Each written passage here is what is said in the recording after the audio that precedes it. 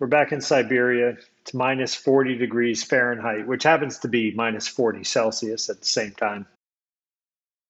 It was over New Year's Eve, and New Year's is a big deal for the Russians. They celebrate New Year's and not necessarily Christmas, and it's a 10-day event at the very least, and it's symbolic of them having a good new year. You celebrate the new year right, and then your next year is going to be great. And there's some merit to it. I always like learning about that. Went to an office that we had some business with, and they were so proud that two Americans were visiting that the office on New Year's Eve set up food and drinks and sushi and so on. And it's getting late. It's cold, of course, but it's getting late. And the translators' husbands or partners were there. In this case, one of the translators' husbands was there. He's trying to talk to me through his wife, and I could understand a little bit, but not enough. And she said, my husband would like to talk to you for a minute. I said, sure. So she's right next to me, and he says through her, do you fish? And I said, sure, occasionally I fish. Okay. Would you fish with him? I said, well, someday, sure, I could fish with him. Now, mind you, I was working hard, spending money.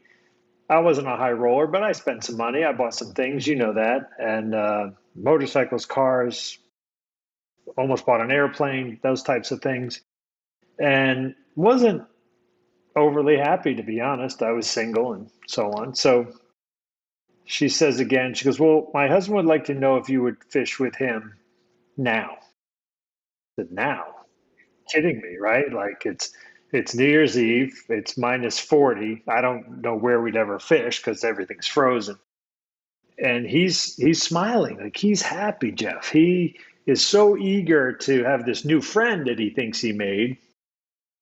And he's like, oh, I want to ice fish. We have ice out back. There's a lake and there's a hole, and we ice fish, and we will drink together, and we will sit under the moon. And so I remember him being so enthusiastic about this, wanting to do this with me. And I thought, why does he want to do this with me? He doesn't know me. Like, why is he so excited? And I remembered that this guy is happier than I was at the time. He has nothing, Jeff. The guy had no resources, no education, very little money. His wife was the breadwinner. And mind you, $75 a week at best is what she was getting paid. Yet he was happier than I was. So we ice fished and we drank vodka. And I remember putting on my winter jacket, and they laughed at me. They were speaking Russian. They said, this is very funny because you're wearing your summer clothes. And I had full on winter jacket, but it was so cold. And so that was the joke. And we sat under the moon and we drank vodka to stay warm, mind you. And this guy's smiling ear to ear. And it was exactly at that moment that I thought, you know what? I got it all wrong. Like, I think that material things make me feel better. That's not true. This guy's happier than I am. He doesn't have anything. And I remember after that trip, I came back to America. I started selling things and spending more time with my parents. And I actually kind of hit, I would say, a reset button. Not for long and not entirely at the level that one might do. But I took a temporary reset, sold some things, and stopped living like a 10-cent millionaire. And I thought, I got to figure out how to be happy, like inside. I wasn't unhappy. I just wasn't as happy as this guy.